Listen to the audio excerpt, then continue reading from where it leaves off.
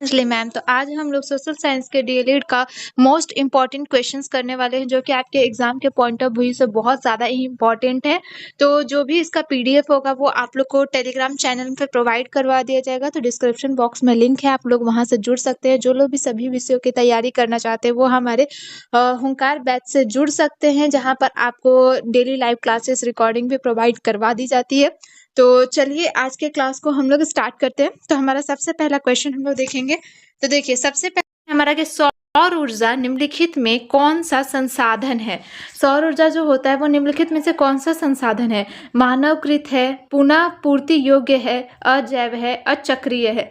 जो सौर ऊर्जा होता है वो हमारा कैसा संसाधन है, तो वो हमारा पुनः पूर्ति योग्य साधन है। तो आंसर जो ऑप्शन नंबर बी है वो हमारा करेक्ट है। ठीक है, तो अब अगले क्वेश्चन को देखते हैं। सुंदरवन है, सुंदरवन क्या है? सुंदरवन कर्नाटक में है। सुंदरवन कहाँ पर है? कर्नाटक में है, पश्चिम बंगाल में है, केरल में है, महाराष्ट्र में है। ये तो सबको जनरली पता ही होगा कि जो सुंदरवन है वो हमारा पश्चिम बंगाल में ये है। ठीक है, पश्चिम बंगाल में हमारा सुंदरवन है। ठीक है, अब अगला क्वेश्चन देखते हैं कि निम्न में से कौन सी मिट्टी सर्वाधिक उपजाऊ है। जो ये सारे ऑप्शन है इसमें से कौन सी मिट्टी है जो कि सबसे ज़्यादा उपजाऊ होती है। पर्वतीय, मरुस्थलीय, जलोढ़, पीली।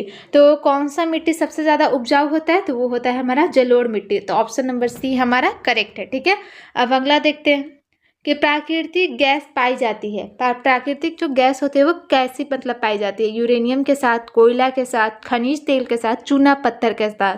तो प्राकृतिक गैस कैसे हमारी पाई जाती है, तो प्राकृतिक गैस हमारी खनिज तेल के साथ, जो खनिज तेल होता है उसके साथ हमारी प्राकृतिक तेल पाई जाती है। ठीक है, अब अगला क्वेश्चन देखते हैं। तो तट रेखा से कितने किलोमीटर क्षेत्र की सीमा अपवर्जक आर्थिक क्षेत्र कहलाता है। जो तट रेखा से कितने किलोमीटर क्षेत्र की सीमा अपवर्जक आर्थिक क्षेत्र कहलाते हैं। 100 मीटर, 200 मीटर, 250 मीटर, 150 मीटर। तो कितने मीटर पे कहलाते हैं, तो वो हमारे 200 metre. 200 metre option number B हमारा करेक्ट है। ठीक है, अब अगला देखते हैं नेक्स्ट क्वेश्चन कि सबसे घटिया कोयला है। जो सबसे घटिया कोयला होता है वो कौन सा है। एंथ्रेसाइट, बिटुमिनस, लिग्नाइट, पीट। तो सबसे घटिया कोयला कौन सा है, तो पीट। ऑप्शन नंबर डी हमारा करेक्ट है। ठीक है, अब अगला देखते हैं। हम लोग अपने नेक्स्ट क्वेश्चन को देखते हैं। तो अब है अगला क्वेश्चन कि गोविंद सागर कृत्रिम जलाशय संबंधित है। जो गोविंद सागर कृत्रिम है वो जलाशय जो है वो किससे मतलब रिलेटेड है। रिहंद बांध से, हीराकुंड बांध से, भाखड़ा नागल बांध से, नरोरा बांध से। तो इसका राइट आंसर भाखड़ा नागल बांध से, जो सी है ऑप्शन वो हमारा करेक्ट है। अब अगला क्वेश्चन देखते हैं कि डाकू की अर्थव्यवस्था का संबंध है। जो डाकू की इकोनॉमी है उसका रिलेशन किससे है, तो संसाधन संग्रहण से, संसाधन के विदोहन से, संसाधन के नियोजित दोहन से, इनमें से कोई नहीं। तो इसका ऑप्शन नंबर बी करेक्ट है। संसाधन के विदोहन से डाकू की अर्थव्यवस्था का संबंध है। अब अगला क्वेश्चन है कि कोयला किस प्रकार का संसाधन है। जो कोयला है वो किस प्रकार का मतलब रिसोर्स है। अनवीकरणीय, नवीकरणीय, जैव, अजैव। तो जो कोयला है वो हमारा किस प्रकार का संसाधन है, तो वो हमारा अनवीकरणीय रिसोर्स है। ठीक है, अब अगला क्वेश्चन देखेंगे कि समुद्री क्षेत्र में राजनीतिक सीमा के कितनी किलोमीटर क्षेत्र तक संपदा निहित है। 10.2 किलोमीटर, 15.5 किलोमीटर, 19.2 किलोमीटर, 12.5 किलोमीटर। तो जो समुद्री क्षेत्र है उसकी राजनीतिक सीमा कितने किलोमीटर क्षेत्र तक संपदा निहित है, तो 12.5 kilometre. Option number D correct है। अब अगला क्वेश्चन है कि भारत में सबसे लंबा बांध है। जो भारत है उसमें सबसे लंबा बांध कौन सा है। रिहंद बांध, हीराकुंड बांध, भाखड़ा नागल बांध, नरोरा बांध। तो हमारा हीराकुंड बांध जो है वो सबसे लंबा बांध है भारत का। ठीक है, अब अगला क्वेश्चन है कि पेट्रोलियम किस प्रकार का संसाधन है। अनवीकरणीय, नवीकरणीय, जैव, अजैव। तो जो पेट्रोल है वो किस प्रकार का संसाधन है, तो अनवीकरणीय संसाधन है पेट्रोल। अब अगला क्वेश्चन है कि काली मृदा का दूसरा नाम क्या है। जो काली मिट्टी होती है उसका दूसरा नाम क्या है। बलुई, पर्वतीय, साल, रेगुर। तो काली मिट्टी का दूसरा नाम हमारा क्या है, तो regur. Option number D correct है। अब अगला क्वेश्चन है कि आयुर्वेद का जनक किन्हें कहा जाता है। जो आयुर्वेदा है उसके जो फादर हैं उन लोग किसे कहा जाता है, तो हमारे ऑप्शन है पतंजलि, चरक, सुश्रुतु, इनमें से कोई नहीं। तो आयुर्वेद का जनक किन्हें कहा जाता है, तो आयुर्वेद का जनक हम किसे कहते हैं, तो आयुर्वेद के जो जनक हैं वो हैं हमारे चरक। सॉरी, गलती से मैंने सुश्रुतु पे टिक कर दिया। वो ऑप्शन नंबर बी हमारा करेक्ट है। आयुर्वेद के जनक चरक को कहा जाता है। अब अगला क्वेश्चन है कि सोपानी कृषि किस राज्य में प्रचलित है। जो सोपानी कृषि है वो किस राज्य में ज़्यादातर किया जाता है। बिहार का मैदानी क्षेत्र, हरियाणा, उत्तराखंड, पंजाब। तो कहाँ पर ये है सोपानी कृषि, तो उत्तराखंड में। ऑप्शन नंबर सी करेक्ट है। अब अगला क्वेश्चन है कि मरुस्थलीय मृदा का विस्तार निम्न में से कहाँ है। जो मरुस्थलीय मृदा है वहाँ उसका विस्तार कहाँ है। यूपी, राजस्थान, महाराष्ट्र, कर्नाटका। तो कहाँ पर है, तो वो हमारा राजस्थान में है। तो ऑप्शन नंबर बी हमारा करेक्ट है। ठीक है। अब अगला क्वेश्चन है कि तारापुर परमाणु ऊर्जा केंद्र है। जो तारापुर परमाणु ऊर्जा केंद्र है वो कहाँ पर है। गुजरात में, एमपी में, छत्तीसगढ़ में, महाराष्ट्र में। तो जो तारापुर परमाणु ऊर्जा केंद्र है वो हमारा महाराष्ट्र में है। ऑप्शन नंबर डी करेक्ट है। अब अगला क्वेश्चन है कि हीराकुंड बांध है। हीराकुंड बांध कहाँ पर है। कर्नाटक में, तमिलनाडु में, बिहार में, उड़ीसा में। तो हीराकुंड बांध हमारा उड़ीसा में है। ठीक है। अगला क्वेश्चन है कि निम्नलिखित खनिजों में कोडर्मा किससे संबंधित है। जो नॉर्मल सारे रिसोर्सेस है उसमें कोडर्मा किससे संबंधित है। बॉक्साइट, अभ्रक, लौह अयस्क, तांबा। तो हमारा जो कोडर्मा किससे संबंधित है, तो अभ्रक से। ऑप्शन नंबर बी करेक्ट है। अब अगला क्वेश्चन है कि प्राणियों के शरीर में कितना प्रतिशत जल की मात्रा निहित होती है। जो नॉर्मल ह्यूमन बीइंग का जो बॉडी होता है उसमें मतलब कितना परसेंट जो है वो वाटर की क्या ये मात्रा होती है। 70%, 55%, 60%, 65%। तो कितनी होती है, तो वो हमारी 65% होती है। ऑप्शन नंबर डी करेक्ट है। अब अगला है कि कौन सी मिट्टी कपास की खेती के लिए सर्वोत्तम मानी जाती है। इसमें से कौन सी मिट्टी है जो कपास की खेती के लिए सबसे ज़्यादा उचित है। लाल, जलोढ़, पर्वतीय, काली। तो कौन सी मिट्टी हमारी कपास की खेती के लिए अच्छी है, तो वो है काली। ऑप्शन नंबर डी करेक्ट है। अब अगला क्वेश्चन है कि पंजाब में भूमि निम्नीकरणीय का मुख्य कारण है। पंजाब में भूमि निम्नीकरणीय का क्या कारण है।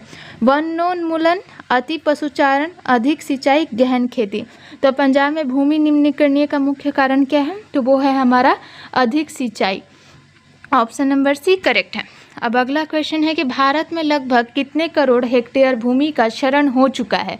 15 crore hectare, 13 crore hectare, 20 crore hectare, 18 crore hectare. तो कितने करोड़ हेक्टेयर भूमि का क्षरण हो चुका है, तो वो है हमारा 13 crore hectare. Option number B हमारा करेक्ट है। अगला क्वेश्चन देखते हैं कि लौह अयस्क है।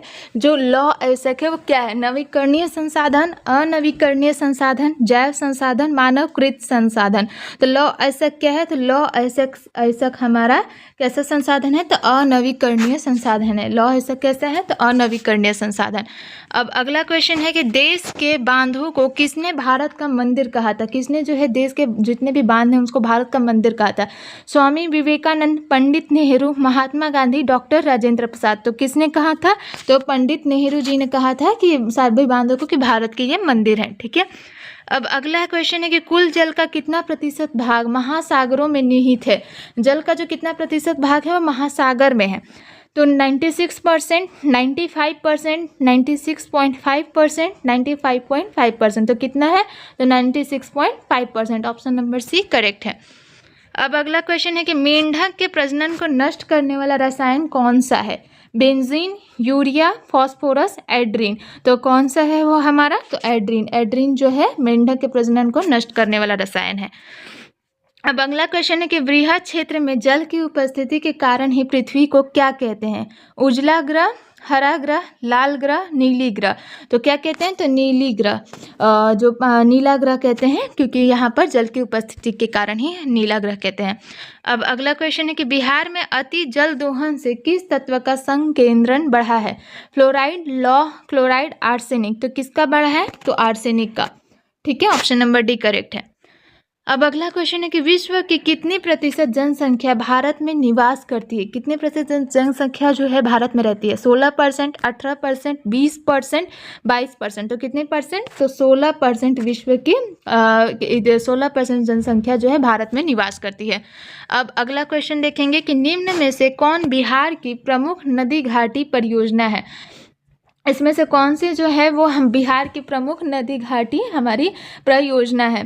तो ऑप्शन देखेंगे दामोदर नदी घाटी, भाखड़ा नांगल नदी घाटी, सोन नदी घाटी, रिहंद नदी घाटी। तो कौन सी है, तो सोन नदी घाटी जो है बिहार की प्रमुख नदी घाटी परियोजना है।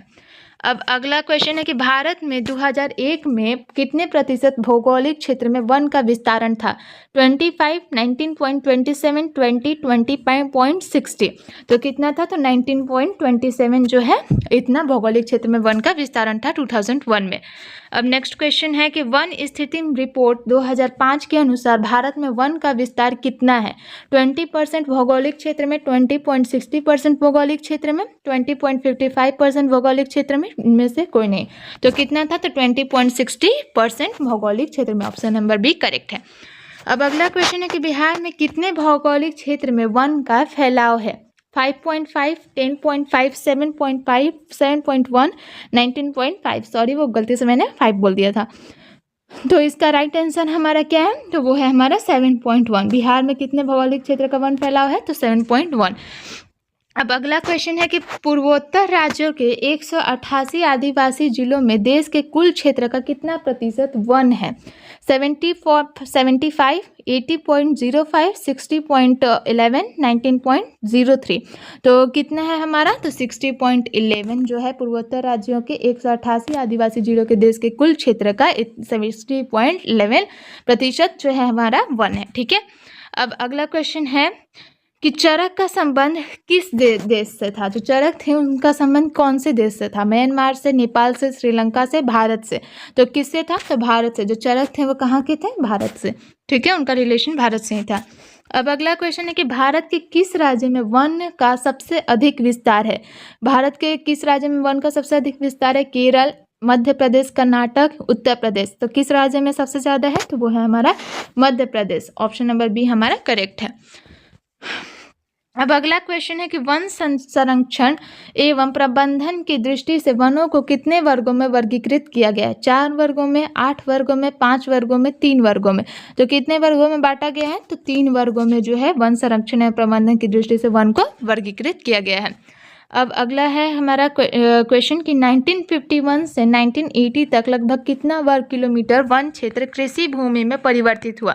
30,000, 26,200, 25,200, 35,500। तो कितना % ये हुआ परिवर्तित हुआ? तो वो है हमारा 26,200। इतना जो वन है वो हमारा परिवर्तित हुआ। ठीक है। अब अगला है हमारा क्वेश्चन, देखेंगे वो है कि FAO की वानिकी रिपोर्ट के अनुसार 1948 ईस्वी में विश्व में कितने हेक्टेयर भूमि वन का विस्तार था? 6 अरब हेक्टेयर, 8 अरब हेक्टेयर, 4 अरब हेक्टेयर, 5 अरब हेक्टेयर। तो इसका राइट आंसर है हमारा 4 अरब हेक्टेयर। ऑप्शन नंबर सी जो है वो हमारा करेक्ट है। अब अगला क्वेश्चन है कि भारत का राष्ट्रीय पक्षी कौन है? कबूतर, हंस, मोर, तोता। तो ये तो जनरल क्वेश्चन है, तो वो सबको पता ही होगा कि जो राष्ट्रीय पक्षी है वो कौन सा है, वो हमारा तो मोर है। अब अगला क्वेश्चन देखेंगे कि मुंबई हाई क्यों प्रसिद्ध है? मुंबई जो है हाई वो क्यों प्रसिद्ध है? कोयले के निर्यात हेतु, तेल शोधक कारखाना हेतु, खनिज तेल हेतु, परमाणु शक्ति हेतु। तो क्यों प्रसिद्ध है? तो वो अपने खनिज तेल के कारण जो है मुंबई हाई प्रसिद्ध है। अब अगला क्वेश्चन है कि टेक्सोल का उपयोग किस में होता है? जो टेक्सोल होता है उसका जो प्रयोग है वो किस में होता है? मलेरिया में, कैंसर में, एड्स में, टीबी के लिए। तो टेक्सोल है, टेक्सोल का यूज़ किस लिए होता है? तो वो हमारा कैंसर में यूज़ होता है। अब अगला क्वेश्चन है कि भारत में किस स्थान पर पहला परमाणु ऊर्जा स्टेशन स्थापित किया गया था? तो कलपक्कम, नरोरा, राणा प्रताप सागर, तारापुर। तो भारत में किस स्थान पर पहला परमाणु ऊर्जा स्टेशन स्थापित हुआ था? तो वो है हमारा तारापुर। तारापुर में जो है सबसे पहला परमाणु ऊर्जा स्टेशन स्थापित हुआ था। अब अगला क्वेश्चन है कि विश्व पर्यावरण दिवस कब मनाया जाता है? 3 सितंबर, 3 अप्रैल, 5 जून, 1 दिसंबर। तो कब मनाया जाता है? तो 5 जून को जो है विश्व पर्यावरण दिवस मनाया जाता है। अब अगला क्वेश्चन है कि प्राकृतिक संसाधनों के संरक्षण हेतु 1968 ईस्वी में कौन सा कन्वेंशन हुआ था? अफ्रीको कन्वेंशन, वेटलैंड्स कन्वेंशन, विश्व आपदा कन्वेंशन, इनमें से कोई नहीं। तो कौन सा कन्वेंशन हुआ था? तो अफ्रीको कन्वेंशन। ऑप्शन नंबर ए हमारा करेक्ट है। अब अगला क्वेश्चन है कि इनमें कौन सा ऐसा जीव है जो केवल भारत में ही पाया जाता है? मगरमच्छ, डॉल्फिन, व्हेल, इनमें से कोई नहीं। तो कौन जो है सिर्फ भारत में पाया जाता है? तो वो है डॉल्फिन। डॉल्फिन और अदर किसी भी जो है कंट्री में नहीं पाया जाता है। अब अगला क्वेश्चन है कि किस खनिज को उद्योगों की जननी माना गया है? मैग्नीज, बॉक्साइट, लोहा, सोना। तो किसे माना गया है? तो वो है हमारा लोहा। लोहे को हम लोग उद्योगों की जननी मानते हैं। ठीक है। अब अगला क्वेश्चन है कि निम्न में से कौन लौह अयस्क का एक प्रकार है? Bituminous, anthracite, haematite. इनमें से कोई नहीं। तो कौन सा है? हमारा हेमेटाइट जो है लौह अयस्क का एक प्रकार है। अब अगला क्वेश्चन है कि भारत का सबसे बड़ा लौह अयस्क उत्पादक राज्य कौन सा है? कर्नाटक, झारखंड, गोवा, उड़ीसा। तो जो सबसे ज़्यादा लौह उत्पादक राज्य है वो कौन सा है? तो वो हमारा कर्नाटक है। ऑप्शन नंबर ए करेक्ट है। अब अगला क्वेश्चन है कि भारत में लगभग कितने खनिज पाए जाते हैं? 50, 200, 100, 150। तो कितने पाए जाते हैं? तो 100। ऑप्शन नंबर सी करेक्ट है। अब अगला क्वेश्चन है कि इनमें कौन लौह युक्त खनिज का उदाहरण है? चूना पत्थर, अभ्रक, मैग्नीज, बॉक्साइट। तो जो लौह युक्त खनिज का उदाहरण है वो कौन सा है? तो वो हमारा मैंगनीज है। मैंगनीज जो है एक लौह युक्त खनिज का उदाहरण है। अब अगला क्वेश्चन है कि छत्तीसगढ़ भारत का कितना प्रतिशत लौह अयस्क उत्पादन करता है? 10%, 20%, 30%, 40%। तो कितना परसेंट वो उत्पादन करता है? तो वो हमारा 20%। ऑप्शन नंबर बी करेक्ट है। अब अगला क्वेश्चन है कि बिहार झारखंड में देश का कितना प्रतिशत अभ्रक का उत्पादन किया जाता है? 60, 70, 80, 90। तो कितना हमारा होता है बिहार झारखंड में? तो वो हमारा बिहार झारखंड में हमारा 80% जो है अभ्रक का उत्पादन किया जाता है। ठीक है। अब अगला है कि इनमें कौन अधात्विक खनिज का उदाहरण है? सोना, चांदी, टीन, अभ्रक। तो कौन सा हमारा अधात्विक खनिज है? तो वो हमारा अभ्रक। अभ्रक जो है एक अधात्विक खनिज है। ठीक है। अब अगला क्वेश्चन है कि 1 टन इस्पात बनाने में कितने मैंगनीज का उपयोग होता है? 5 किलोग्राम, 10 किलोग्राम, 15 किलोग्राम, 20 किलोग्राम। तो हमारा कितना यूज़ होगा? तो 10 किलोग्राम जो है 1 टन इस्पात बनाने में यूज़ होता है। ठीक है, मैंगनीज। अब है कि उड़ीसा किस खनिज का सबसे बड़ा उत्पादक है? उड़ीसा जो राज्य है वो कौन से खनिज का सबसे बड़ा प्रोड्यूसर है? लौह अयस्क, मैंगनीज, टीन, तांबा। तो किसका है ये हमारा? कि हमारा मैंगनीज का जो है वो सबसे बड़ा उत्पादक है। ठीक है। अब अगला क्वेश्चन है कि मैंगनीज उत्पादन में भारत का विश्व में कौन सा स्थान है? प्रथम, द्वितीय, तृतीय, चतुर्थ। तो मैंगनीज उत्पादन में जो भारत का स्थान है वो क्या है? तो वो हमारा तृतीय है। ऑप्शन नंबर सी करेक्ट है। अब अगला क्वेश्चन है कि एल्यूमिनियम बनाने के लिए किस खनिज की आवश्यकता पड़ती है? मैंगनीज, टीन, लोहा, बॉक्साइट। तो ये तो नॉर्मल क्वेश्चन है, सबको पता होगा कि बॉक्साइट की ज़रूरत हमें पड़ती है एल्यूमिनियम बनाने के लिए। अब अगला क्वेश्चन है कि संविधान की धारा 21 का संबंध है वन्य जीवों तथा प्राकृतिक संसाधनों के संरक्षण से, जल संसाधन संरक्षण से, खनिज संपदा संरक्षण से, मृदा संरक्षण से। तो किससे है धारा 21 का संबंध? तो वो हमारा वन्य जीवों तथा प्राकृतिक संसाधन के संरक्षण से। ऑप्शन नंबर ए करेक्ट है। अब नेक्स्ट क्वेश्चन है कि देश में तांबे का कुल भंडार कितना है? जो हमारा देश है वहाँ पर जो हमारा देश है वहाँ तांबे का कुल भंडार कितना है? 100 crore tonne, 125 crore tonne, 150 crore tonne, 175 crore tonne. तो कितना है हमारा? तो ये हमारा 125 करोड़ टन का कुल भंडार है तांबे का। ठीक है। अब अगला क्वेश्चन है कि गोंडवाना समूह के कोयले का निर्माण कब हुआ था? 20 करोड़ वर्ष पूर्व, 20 लाख वर्ष पूर्व, 20,000 वर्ष पूर्व। इनमें से कोई नहीं। तो कब हुआ था? तो 20 करोड़ वर्ष पूर्व हुआ था। अब अगला क्वेश्चन है कि सीमेंट उद्योग का सबसे प्रमुख कच्चा माल क्या है? चूना पत्थर, बॉक्साइट, ग्रेनाइट, लोहा। तो सीमेंट उपयोग का सबसे प्रमुख जो कच्चा माल होता है वो हमारा चूना पत्थर है। वो हमारा चूना पत्थर है। ठीक है। तो ऑप्शन नंबर ए जो है हमारा करेक्ट है। अब अगला क्वेश्चन है कि किस राज्य में खनिज तेल का विशाल भंडार है? असम, राजस्थान, बिहार, तमिलनाडु। तो कहाँ है? तो वो हमारा असम में है। ठीक है। असम राइट आंसर है। अब अगला क्वेश्चन है कि कौन सा ऊर्जा स्रोत अनवीकरणीय है? जल, सौर, कोयला, पवन। तो कौन सा है हमारा? तो कोयला जो है अनवीकरणीय ऊर्जा स्रोत है। अब अगला है कि इनमें से कौन प्राथमिक ऊर्जा का उदाहरण नहीं है? कोयला, विद्युत, पेट्रोलियम, प्राकृतिक गैस। तो हमारा जो है प्राथमिक ऊर्जा का उदाहरण जो नहीं है वो है विद्युत। अब अगला क्वेश्चन है कि इनमें से कौन ऊर्जा का गैर पारंपरिक स्रोत है? कोयला, विद्युत, पेट्रोल, सौर ऊर्जा। तो जो गैर पारंपरिक स्रोत है वो हमारा सौर ऊर्जा है। अब अगला क्वेश्चन है कि भारत में कोयले का सर्व प्रमुख उत्पादक राज्य कौन सा है? पश्चिम बंगाल, झारखंड, उड़ीसा, छत्तीसगढ़। तो जो सबसे ज़्यादा कोयले का उत्पादन होता है वो कहाँ होता है? तो झारखंड में। अब अगला क्वेश्चन है कि सर्वोत्तम कोयले का प्रकार कौन सा है? एंथ्रेसाइट, पीट, लिग्नाइट, बिटुमिनस। तो जो सबसे अच्छा जो कोयला होता है वो हमारा कौन सा होता है? तो वो हमारा एंथ्रेसाइट। एंथ्रेसाइट सबसे अच्छा कोयला होता है। अब अगला क्वेश्चन है कि प्राकृतिक गैस किस खनिज के साथ पाया जाता है? यूरेनियम, पेट्रोलियम, चूना पत्थर, कोयला। तो कौन से ये खनिज के साथ पाया जाता है? तो वो हमारा पेट्रोलियम के साथ पाया जाता है प्राकृतिक गैस। अब अगला क्वेश्चन है कि दक्षिण भारत की सबसे बड़ी नदी घाटी परियोजना कौन सी है? तुंगभद्रा, अमरावती, चंबल, हीराकुंड। तो जो सबसे बड़ा प्रोजेक्ट है वो कौन सा है? तो तुंगभद्रा। अब अगला क्वेश्चन है कि एशिया का पहला निर्यात संवर्धन क्षेत्र कहाँ स्थापित किया गया? भारत, श्रीलंका, बांग्लादेश, नेपाल। तो एशिया का जो पहला निर्यात था वो कहाँ पर स्थापित हुआ था? तो वो हमारा भारत में हुआ था। अब अगला क्वेश्चन है कि भारत का प्रथम तेल शोधक कारखाना कहाँ स्थापित है? मथुरा, बरौनी, डिगबोई, गुवाहाटी। तो जो सबसे बड़ा तेल शोधक कारखाना है वो कहाँ पर है? तो डिगबोई में। ऑप्शन नंबर सी करेक्ट है। अब है कि एशिया का सबसे बड़ा परमाणु विद्युत ग्रह कौन सा है? तारापुर, कलपक्कम, नरोरा, कंगा। तो ये सबको पता ही होगा कि तारापुर जो है वो सबसे बड़ा विद्युत गृह है और ये सबसे पहला विद्युत गृह भी था। तो निम्नलिखित में कौन केंद्र शासित प्रदेश है? उत्तराखंड, छत्तीसगढ़, चंडीगढ़, केरल। तो जो हमारा केंद्र शासित प्रदेश है वो कौन सा है? तो वो हमारा चंडीगढ़ है। चंडीगढ़ केंद्र शासित प्रदेश है। अब अगला क्वेश्चन है कि भारत के किस राज्य में सौर ऊर्जा के विकास की सर्वाधिक संभावनाएं हैं? असम, अरुणाचल प्रदेश, राजस्थान, मेघालय। तो जो सौर ऊर्जा का विकास की सर्वाधिक संभावना वो हमारा राजस्थान में है। अब अगला क्वेश्चन है कि ज्वारीय एवं तरंग ऊर्जा उत्पादन हेतु अनुकूल परिस्थितियां कहाँ पाई जाती हैं? मन्नौर की खाड़ी में, खंबात की खाड़ी में, गंगा नदी में, कोसी नदी में। तो कहाँ पर वो हमारी पाई जाती हैं? तो वो हमारी खंबात की खाड़ी में। ऑप्शन नंबर बी जो है वो हमारा करेक्ट है। खंबात की खाड़ी में सबसे ज़्यादा अनुकूल परिस्थितियाँ पाई जाती है।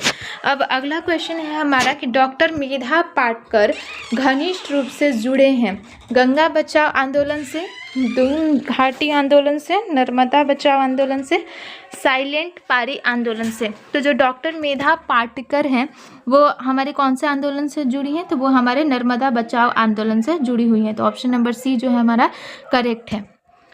अब अगला क्वेश्चन है कि भाखड़ा नांगल परियोजना किस नदी पर अवस्थित है? नर्मदा, झेलम, सतलज, ब्यास। तो जो भाखड़ा नांगल परियोजना है वो हमारा सतलज नदी पर अवस्थित है। सतलज नदी पर अवस्थित है भाखड़ा नांगल परियोजना। अब अगला क्वेश्चन है कि भारत में किस खनिज का अभाव है? अभ्रक, बॉक्साइट, लोहा, लेड। तो भारत में जो लेड है उस खनिज का अभाव है। अब अगला क्वेश्चन है कि यूरेनियम का प्रमुख उत्पादक स्थल कौन सा है? डिगवाई, झरिया, घाटशिला, जादूगोड़ा। तो यूरेनियम का प्रमुख उत्पादक वो है हमारा जादूगोड़ा। ऑप्शन नंबर डी हमारा करेक्ट है।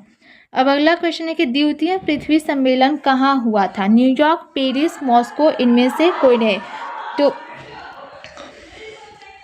तो जो द्वितीय परियोजना सम्मेलन वो हमारा कहाँ पर हुआ था? तो वो हमारा इनमें से कोई नहीं। ये जो ऑप्शन है ये हमारा करेक्ट है। न्यूयॉर्क, पेरिस, मॉस्को ये कहीं भी नहीं हुआ था द्वितीय पृथ्वी सम्मेलन। अब है कि किसने कहा संसाधन होते नहीं बनते हैं? जिमरमैन, महात्मा गांधी, संदीप पांडे, इनमें से कोई नहीं। तो किसने कहा था कि संसाधन होते नहीं बनते हैं? वो है हमारे जिमरमैन। ऑप्शन नंबर ए हमारा करेक्ट है। जिमरमैन ने कहा था कि संसाधन होते नहीं बनते हैं। अब अगला क्वेश्चन है कि सर्वाधिक वर्षा होती है? पूर्णिया में, चेरापूंजी में, कोच में, माओसिन राम में। तो ये तो जनरल क्वेश्चन है तो ये तो सबको पता ही होगा कि सर्वाधिक वर्षा हमारा माओसिन राम में होता है। अब अगला क्वेश्चन है कि पीतल बनाया जाता है तांबे से, जस्ता से, तांबा और जस्ता दोनों से, तांबा, जस्ता और टीन से। तो पीतल किससे हमारा बनाया जाता है? तो पीतल हमारा तांबा और जस्ता दोनों से बनाया जाता है। अब अगला क्वेश्चन है कि भारत का कान्हा राष्ट्रीय पार्क प्रसिद्ध है शेर के लिए, बाघ के लिए, हिरण के लिए, हाथी के लिए। तो जो कान्हा राष्ट्रीय पार्क है वो हमारा बाघ के लिए प्रसिद्ध है। ठीक है। अब अगला क्वेश्चन है कि ताप विद्युत केंद्र का उदाहरण है गया, बरौनी, समस्तीपुर, कटिहार। तो ताप विद्युत केंद्र का हमारा उदाहरण कौन सा है? तो वो हमारा बरौनी है। अब अगला क्वेश्चन है कि झारखंड के झरिया क्षेत्र में मुख्यतः क्या पाया जाता है? तो थोरियम, रेशम, सोना, कोयला। तो झारखंड के जो झरिया क्षेत्र है वहाँ पर क्या पाया जाता है? तो कोयला। ऑप्शन नंबर डी हमारा करेक्ट है। तो आज के क्लास में अब बस इतना ही। अब जो